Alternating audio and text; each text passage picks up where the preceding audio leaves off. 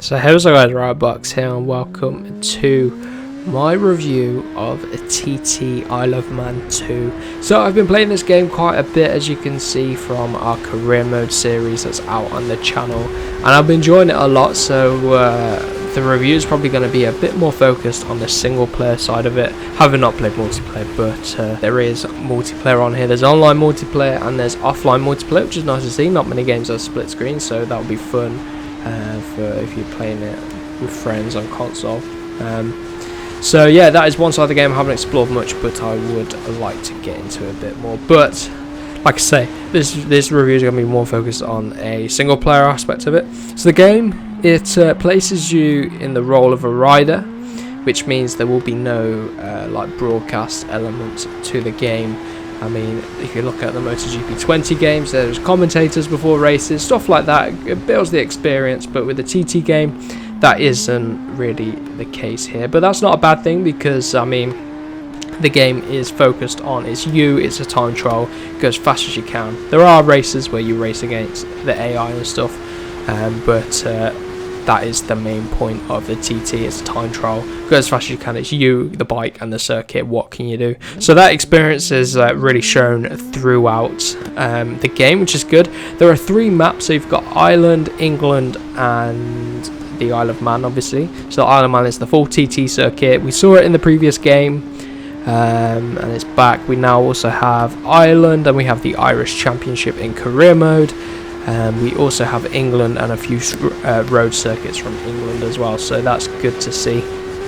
The bikes is a huge collection of bikes, super bikes, super sport bikes, and classic TT bikes.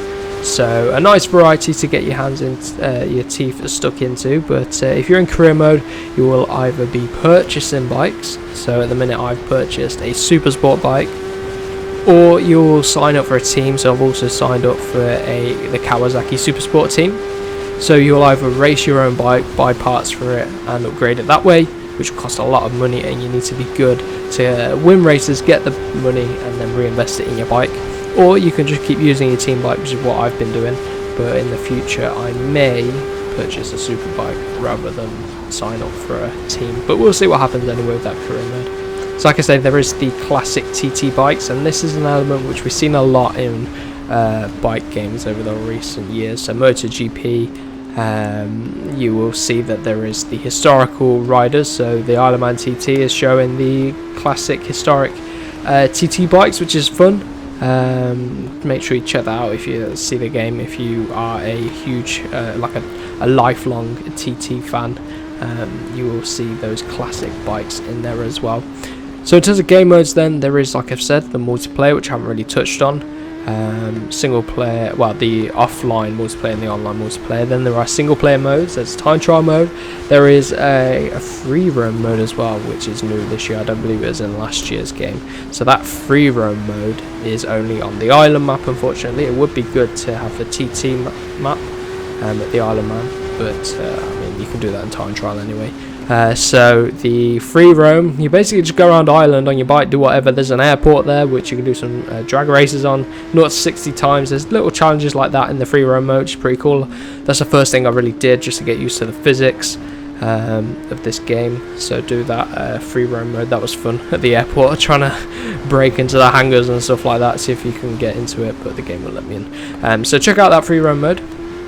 There is obviously single races as well, and the career mode as well, which we've been playing a lot of. So if you want to see more of my thoughts on the career mode in particular, make sure you check out that career mode series. I'll leave a link in the description. There's a playlist on the channel as well.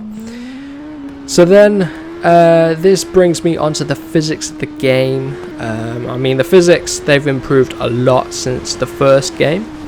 In the first game, it's very twitchy, very arcadey, but in TT Isle of Man 2, they've really built on the physics, a little bit more realistic than they were last year, a lot more rideable. Last year I couldn't ride in the cockpit cam. I could only ride in the cockpit cam. I couldn't ride in the chase cam because the bike was just so twitchy and horrible. So they've really ironed that out. That must have been one of their main focuses for this second game. Get the physics right, make them smooth, and then build it from there. In comparison to sort of the MotoGP games, which is the flagship franchise I think now for motorbike games with motorbike physics, it's nowhere near the MotoGP physics, if we're being brutally honest here. But they are good. They're improved from TT Isle of Man 2, and I actually enjoy playing the game a lot more than I did the last game. I think the last game I played one episode or something like that, and I didn't pick it up again. But this game, because of the physics, it's bringing me back to play it, so I would recommend picking up this game. The physics are still arcadey, but they are fun, and it makes you want to come back and play, so that is a good thing. Then in terms of graphics, the graphics for this game, I've only played the PC version, but I mean, my god, the graphics look so good. The bike models are good as well. They seem a little bit small, but I think that's because I'm used to the GP bikes. They are big bikes, and I've only really been riding these super sports at the minute. So yeah, the bike models are good, liveries are good, the graphics and like the textures and the detailing of the circuit, the background and all that sort of stuff, like the trees, the grass, the sun, the glare as well, all those stuff are spot on, and they look really nice on the PC version. So hopefully that's come through on my career mode series as well, that you agree the graphics.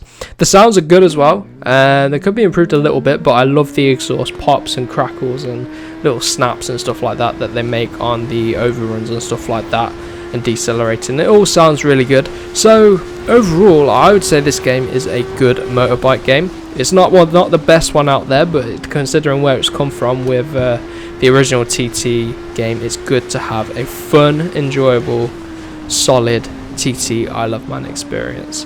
So there you go. I hope I have covered off everything you want to see in a quick review of the Isle of Man TT. So just to conclude then, I would say definitely go and buy this game. You can get it on a good deal. I've enjoyed it on the PC, so if you've got a PC, make sure you get it on the PC version, plug a controller in it, and away you are with a good looking motorbike game. So let me know if you've played this game down below, what you thought of it in the comments. See if you agree with what I've said or whether you'd say something different. But let me know what you think of this game so far, and if you are enjoying it as much as I am.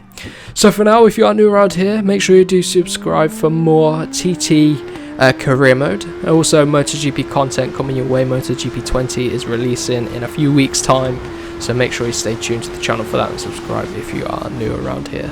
So I will see you guys in the next one.